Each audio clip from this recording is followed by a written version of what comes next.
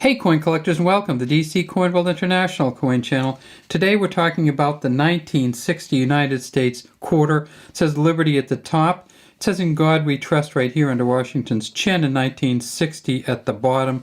Remember, in 1960 all the quarters were silver and all the mint marks were on the back. So if we see this one over here on the back with no mint mark down here, we know it's a Philadelphia quarter. If we see this one over here with a D mint mark down below the olive wreath, we know that's a Denver quarter.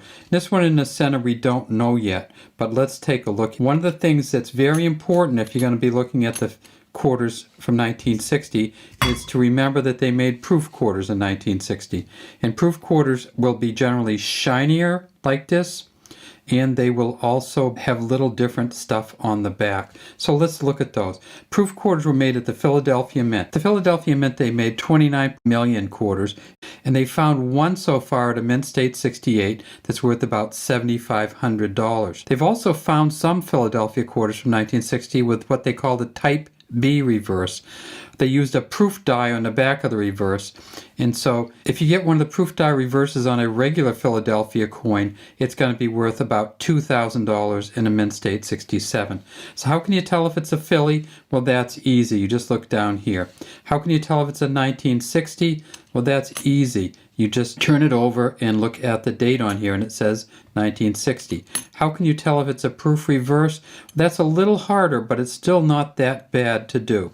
What you need to do is look down here at the U over here, the L here, and the A, and see if the leaves are touching. So what we're going to do is we're going to look at one other coin that we know is a proof coin, and that's why you saw this shiny one down here, because we know this is a proof coin here. So let's turn this one over on the back, and let's look at this one. Okay, so we see how this leaf goes down and really touches the A there. This one really touches the L, and over here it has this little line that goes down and touches the U on quarter. That means that this is a proof coin. So how does that one compare to this one right here? Well, it really doesn't look the same. This one here, it's really light, and that's another reason why this probably isn't a proof coin. It's so light that it just wasn't stamped right. I can't really see it touching the L anywhere, and over here on the U, it really doesn't touch the U. So I think this is a regular reverse. This, of course, is a proof reverse. If this is a regular reverse at the Philadelphia Mint, then we might be talking about some value here, because this coin has some really good patina. It has a really good detail. If we look at the Washington on here and just the detail in his eyes and cheek and mouth, pretty good there. This may be worth a few dollars more than just a general 1960 coin.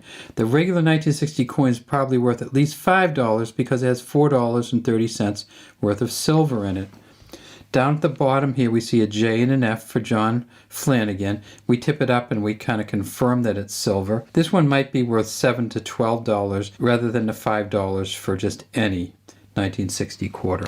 This one over here is quite different. We don't need to look for anything on the leaves down here because it's not going to be a proof coin because it came from Denver.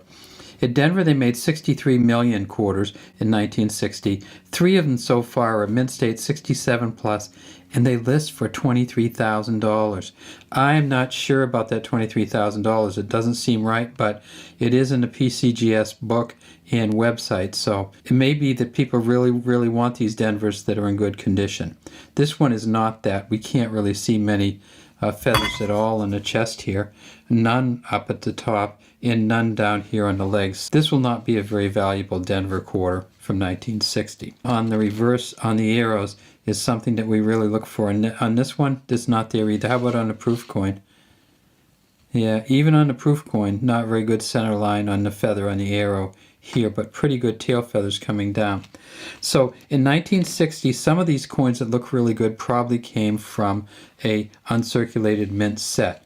But if you have a 1960 uncirculated mint set, no sense breaking it up because those uncirculated mint sets from 1960, they originally sold for $2.40. They had $1.82's worth of change in them, which was all a Philly and all the Denver Mint coins.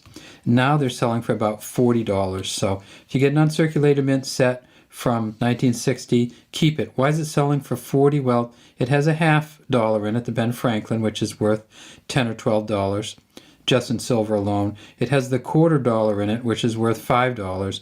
So you have $17 worth of silver plus the dime, which is worth $1.50 to $2. So say $19, a little under $20 just in silver alone in the 1960 P&D mint sets. Remember, if you're looking and you find a Philadelphia, turn it over, look to see if the U, the L, and the A have leaves from the olive wreath which touch them like this proof coin does.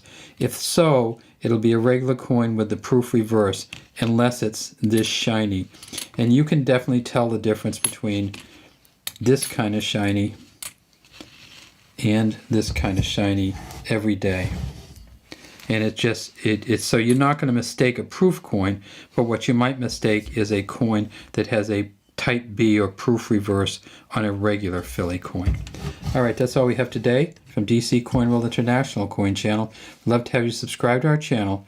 Leave any comments you have in the comments section.